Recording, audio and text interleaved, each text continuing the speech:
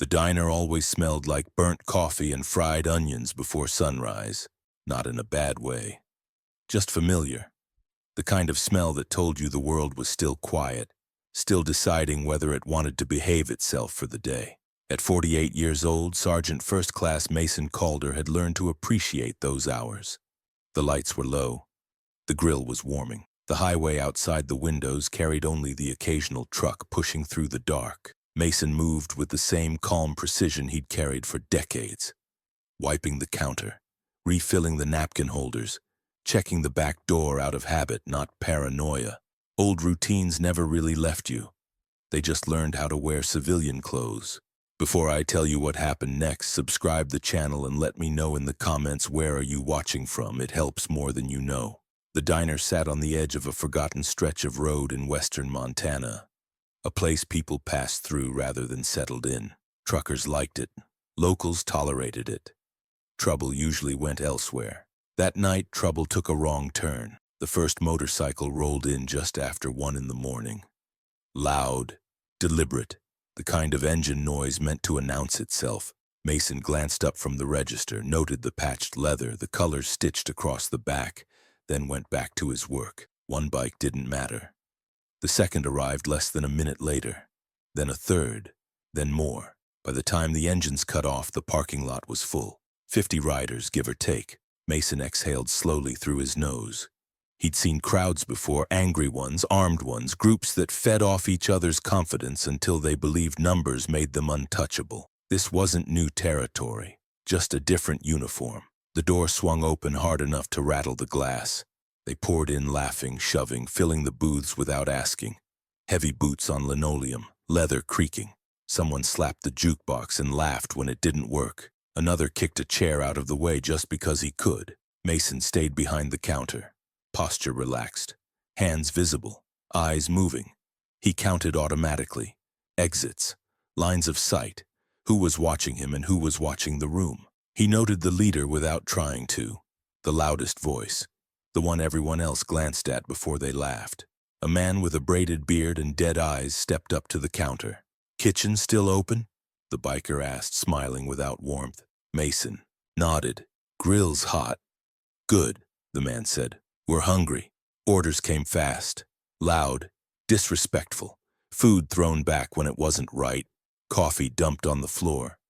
A waitress flinched when one of them grabbed her wrist and laughed. That was when Mason moved, not fast, not aggressive. He stepped between them and gently removed the biker's hand from the waitress's arm. "You don't touch my staff," Mason said calmly. The room went quiet in a way that felt heavy. The biker looked down at Mason, amused. "And what happens if I do?" Mason met his eyes. "You leave." Laughter erupted across the diner. Chairs scraped back, boots shifted. The sound of 50 men enjoying the idea of what they thought was about to happen. The leader leaned closer. "You think you can tell us what to do?" Mason didn't raise his voice, didn't square up, didn't puff his chest. "I think this is my diner," he said. "And you're done eating." Someone behind the leader shoved Mason's shoulder. That was the mistake. Mason didn't swing. He stepped inside the shove, trapped the arm, rotated his hips, and dropped the man flat onto the floor with a crack that silenced the laughter instantly. The move was clean, controlled, muscle memory older than the building itself. For half a second, no one moved. Then the diner exploded, chairs overturned, fists flew, bottles shattered. 50 men surged forward, convinced momentum alone would carry them through. They were wrong. Mason vaulted the counter, using the narrow space to funnel them. 1 at a time became 2 at a time. 2 at a time became manageable. He struck fast, efficient, precise. No wasted motion, no hesitation. He didn't fight angry. He fought trained. Someone reached for a knife. Mason disarmed him and pinned him to the floor before the blade hit the tile. Another rushed from behind and caught a counter edge with his ribs instead. The staff fled out the back as planned. Mason had already locked the doors. This wasn't chaos. This was containment. Outside, engines revved as more bikers realized something had gone wrong. Inside, the leader backed away, eyes wide now, finally seeing the pattern. "You military?" he spat. Mason didn't answer. He didn't need to. By the time the first siren sounded in the distance, the diner was wrecked. The floor was littered with groaning bodies, and Mason stood in the center of it all, breathing steady, knuckles bruised, apron torn. The leader lay against the wall, staring up at him in disbelief. "You're not normal," he muttered. Mason looked around at the damage, at the fear, at the consequences of choosing the wrong place on the wrong night. "No," he said quietly. "I'm retired." And somewhere deep in the back of his mind, a part of him knew this night wasn't finished yet. The sirens arrived fast, but not fast enough to stop the damage. By the time the first patrol cars slid into the parking lot, the diner looked like a war zone that had learned how to serve pancakes. Tables were splintered. Glass glittered across the floor. Men lay groaning in places they hadn't planned to be when the night started. Sergeant First Class Mason Calder stood near the grill, hands resting on the counter, breathing slow and even. Blood trickled from a cut above his eyebrow, but his eyes were clear, present, calm. The officers came in loud and cautious, weapons half raised, scanning the room like they expected it to fight back. "Everybody stay where you are," one shouted. No one moved. Most of the bikers couldn't. Mason raised his hands just enough to be seen. "Owner," he said evenly. "Self-defense." That phrase changed the temperature immediately. They separated him from the rest, sat him at a booth that somehow still stood, asked questions, took statements from shaken staff and a handful of bikers sober enough to talk. The stories didn't line up for the bikers. Too much bravado, too many excuses, too many different versions of who started what. Mason's story never changed. They came in aggressive. They assaulted staff. They refused to leave. He defended his people and his property. When one officer finally asked where he learned to fight like that, Mason didn't brag. "Army," he said. "Long time ago." That was enough. By dawn, the parking lot was empty except for tow trucks and cruisers. Ambulances came and went. Names were taken. Charges were discussed quietly off to the side. Most of the bikers were released with citations and hospital bracelets. A few weren't. The leader left in handcuffs, jaw wired shut, pride dismantled. Mason locked the diner after the police left. The silence afterward felt heavier than the noise had been.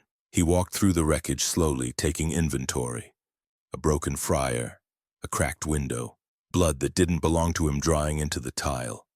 This was going to cost money, money he didn't really have, but there was something else beneath the damage, something more unsettling. This hadn't felt random. Large groups didn't just roll into a place like his by accident. Not this far off the highway, not with that kind of intent. Someone had pointed them here. The call came just after sunrise. Unknown number. Mason answered it without sitting down. "You made a mess last night," a voice said. Calm, measured, amused. Mason didn't respond. "That diner was under our protection," the voice continued. "You humiliated my people." Mason leaned against the counter, eyes on the broken window. "Your people tried to hurt mine." A pause, then a soft chuckle. "You should have known better." Mason closed his eyes briefly. "If this is a threat, say it clearly." The line went quiet for a moment too long. "This isn't over," the voice said finally. "You embarrassed the wrong family." The call ended. Mason set the phone down carefully. So that was it. Not a bar fight. Not a misunderstanding. A test. He spent the rest of the morning cleaning. Not because the place would open any time soon, but because movement kept his thoughts in order. He boarded the broken window, stacked chairs, scrubbed blood until the water ran clear. Around mid-morning, a local deputy returned alone. "You're not in trouble," the deputy said. "Off the record." Mason nodded. "But word's spreading," the deputy added. "Those guys aren't done. They don't take losses well." Mason met his eyes. "Neither do I." The deputy hesitated. "You expecting more?" Mason didn't answer right away. He thought about the voice on the phone, about how quickly it had come, about how confident it sounded. "Yes," he said finally. That afternoon, Mason went home for the first time since the fight. The house was modest, quiet, nothing on the walls that told stories. He liked it that way. He checked the locks out of habit, looked out the windows, took a slow breath. He pulled an old duffel from the back of a closet. The zipper stuck for a second, then gave way. Inside were things he hadn't needed in years. Not weapons, tools, bandages, tape, gloves. A radio that still worked. Items meant for preparation, not aggression. He wasn't going looking for trouble, but he wasn't going to be surprised by it either.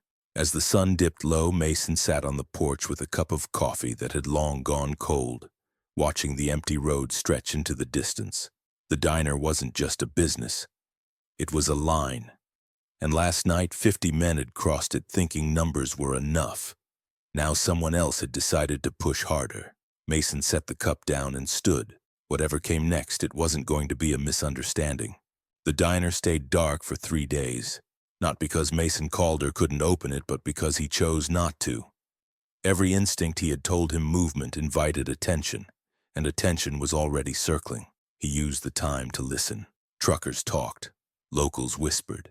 A mechanic down the road mentioned bikes regrouping 2 towns over. A waitress forwarded a message from a cousin who worked nights at a gas station. Patched riders asking questions, pointing at a photo of the diner on a phone. They weren't done. Neither was he. At 48, Mason didn't feel old, but he felt precise. His body remembered things his mind had buried under years of routine. He ran every morning before dawn, kept the same pace he always had, checked the same blind spots along the road. Not because he expected trouble there, but because discipline was a language the world understood. By the 4th day, the message arrived in person. A single rider pulled into the empty diner lot just before sunset. No engine revving, no show. He sat on his bike with the motor off, helmet still on, waiting. Mason watched from inside, lights still out. After a minute, he unlocked the door and stepped onto the porch. The rider removed his helmet slowly. Younger than Mason. Scar along the jaw. Eyes sharp enough to know he was outmatched and smart enough to deliver the message anyway. "Boss says you embarrassed us," the rider said. "Says you owe." Mason folded his arms. "Your boss sent 50 men into my diner." The rider shrugged. "That's business." Mason tilted his head slightly. "Then here's mine. You don't come back." A faint smile crept onto the rider's face. "That's not how this ends." Mason stepped closer, not threatening, just close enough that the space felt intentional. "You tell him this," Mason said calmly. "If he brings numbers again, I'll take them apart slower." The rider hesitated, then nodded once, climbed back onto the bike and left without another word. That night, Mason made calls he hadn't made in years. Not favors, information. An old supply sergeant who now ran a salvage yard. A former infantry medic who owned a gym in a nearby city. Men who understood what it meant when something escalated past pride into planning. The picture came together fast. The biker group wasn't local muscle anymore. They were franchised, backed by money that moved quietly and enforced loudly. They'd lost face in his diner, and face mattered more than injuries. They were going to make an example. The only question was when. The answer came sooner than expected. Just after midnight, the lights outside Mason's house flickered. Once, twice, then the power cut. Mason was already awake. He didn't turn on a flashlight, didn't rush to the window. He waited, listening to the world adjust to darkness. Footsteps on gravel, engines idling too far away to be neighbors. Multiple vehicles. This wasn't a visit. It was a sweep. Mason slipped on his jacket, checked the radio on the counter, and moved through the house with the same quiet efficiency that had once kept men alive in worse places. A knock hit the door. Hard, commanding. "Open up," a voice called. "We just want to talk." Mason stood just off to the side of the frame. "You can leave," laughter answered him. Then the door shuddered under a kick. They weren't subtle anymore. Mason opened the door himself. The men outside didn't expect that. 6 of them spread across the porch and yard, leather and confidence, expecting fear and finding a man who looked bored. "You should have stayed quiet," one of them said. Mason looked past them, counted headlights, listened to radios chirping softly. "You should have learned," he replied. The first punch never landed. Mason stepped inside it, redirected the arm, and drove the man into the porch railing hard enough to crack the wood. Another rushed from the side and caught a knee that folded him instantly. The rest hesitated. That was the mistake. Mason didn't chase. He controlled space, used the doorway, the narrow steps, the uneven ground. He struck where balance failed, where momentum betrayed them. 2 went down. Then 3. The rest backed away, suddenly aware that numbers only worked if you could use them. Sirens sounded in the distance. Someone had called them in. Mason didn't stop until the threat broke, when the remaining riders scattered back to their vehicles, dragging injured men with them. Mason stood alone on the porch, breathing steady, knuckles already swelling. He watched the taillights disappear into the dark. This wasn't over, but it had changed. Somewhere, a man who believed intimidation was enough had just learned there were limits. And Mason knew something else now, something clear and unavoidable. The diner wasn't the target anymore. He was. By morning, the town knew. Not the details, not the truth, just the shape of it. Power outage, police cruisers at Mason's house, rumors drifting through diners and hardware stores the way smoke drifts through open doors. Mason didn't correct anyone. He reopened his diner at sunrise like nothing had happened. The bell over the door rang. Coffee brewed. The grill hissed. Locals filtered in, quieter than usual, eyes flicking toward the windows and then back to their plates. A few nodded at Mason. Some avoided looking at him at all. Fear has a way of making people polite. Around mid-morning, a black pickup rolled into the lot and parked sideways across two spaces. New plates. Clean paint. Not a biker. Two men stepped out.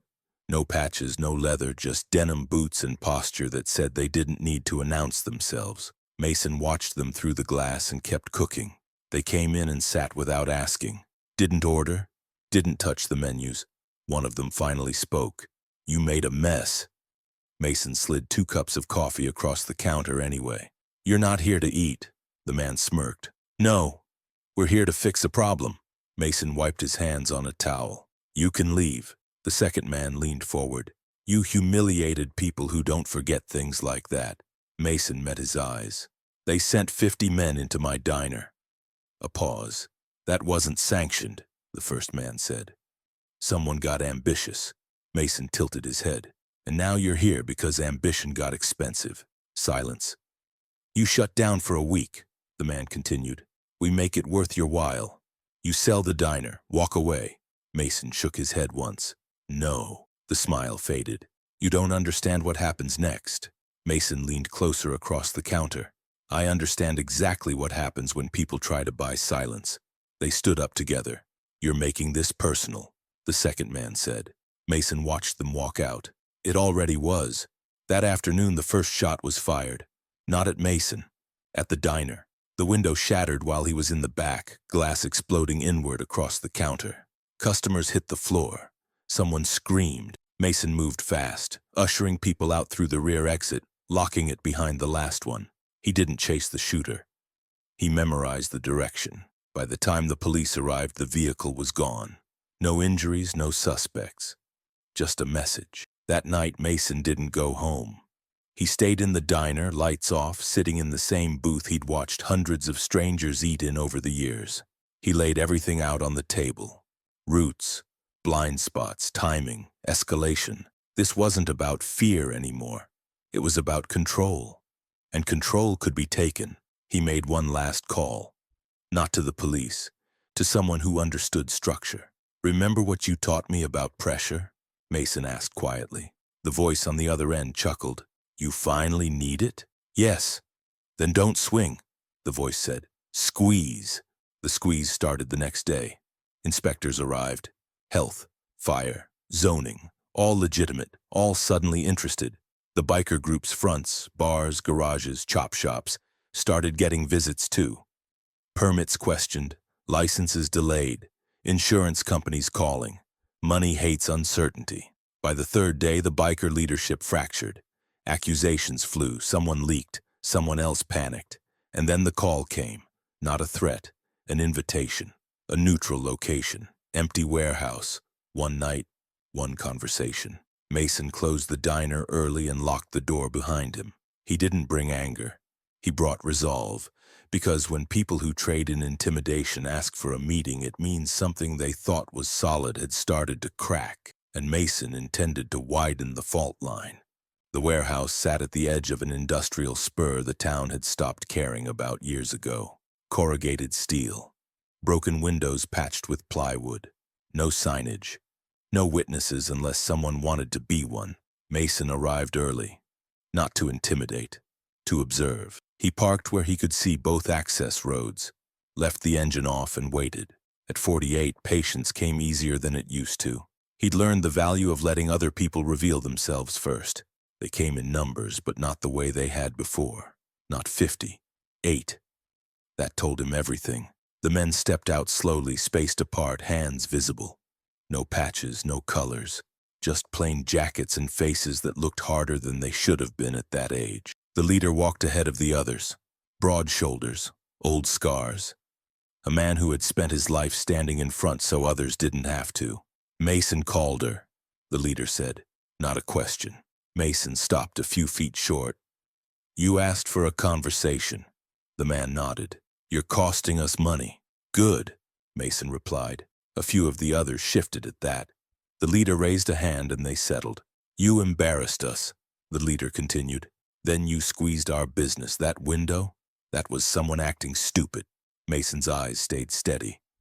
That was someone sending a message. Fine, the leader said.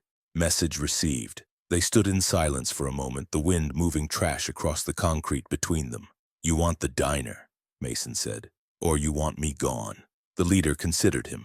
Neither anymore. That surprised Mason enough to register, but not enough to show. You broke our momentum, the leader went on. Not with force, with exposure. That's harder to fix. Mason nodded once.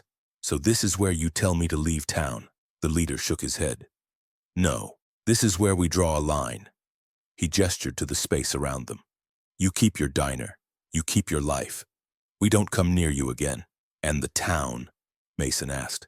The leader's jaw tightened. We move on. Mason studied him carefully. Men like this didn't back down unless the math stopped working.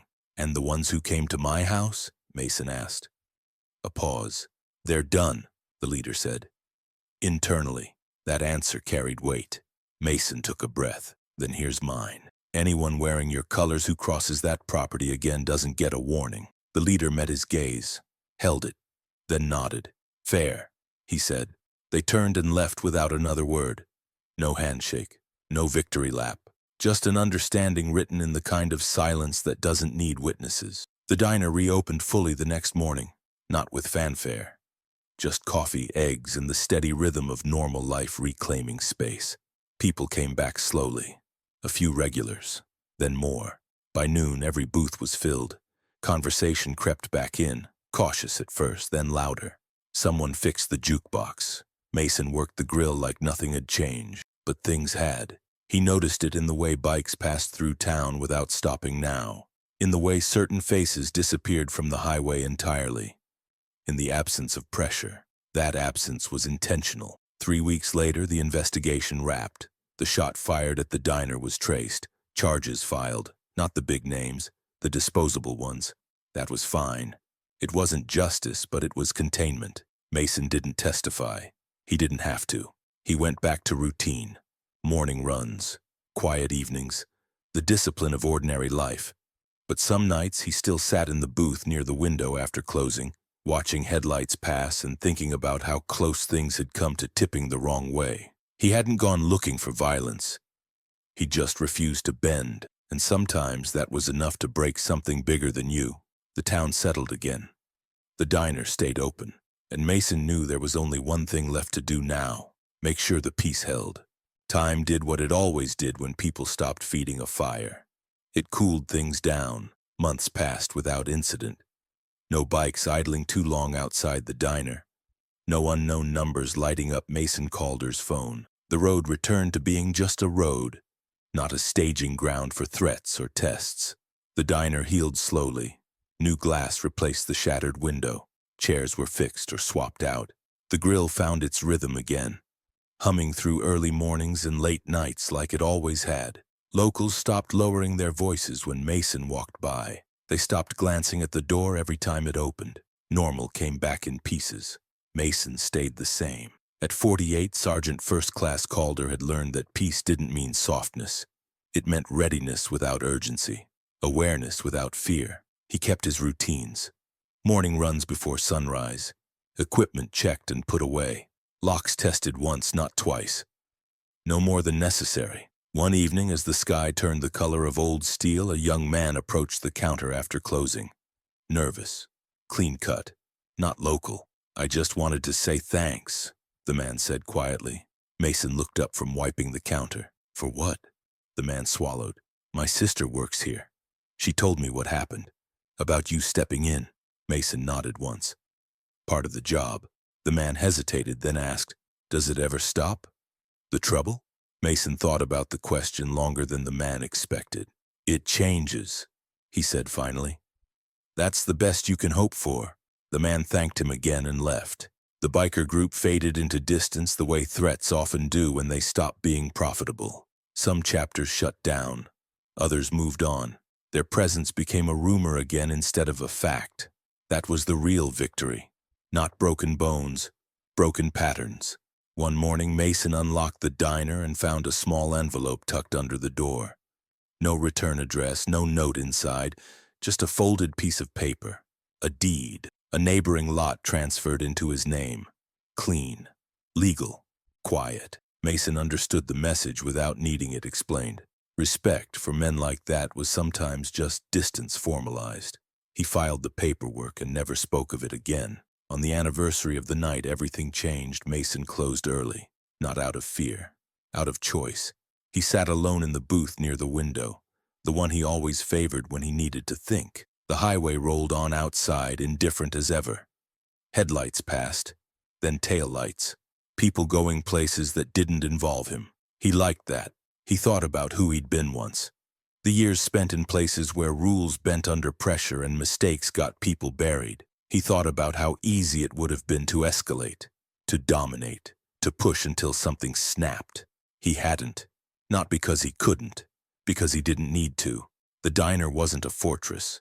It wasn't a trap. It was a boundary. And boundaries only worked when someone was willing to hold them without explaining why. Mason stood, turned off the lights, and locked the door behind him. The road was quiet.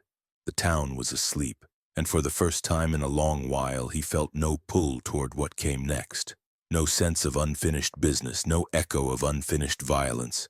Just the steady knowledge that when the wrong people chose the wrong place, he'd answered. And when it was over, he'd gone back to living. That was the part no one ever talked about. How restraint took more strength than destruction.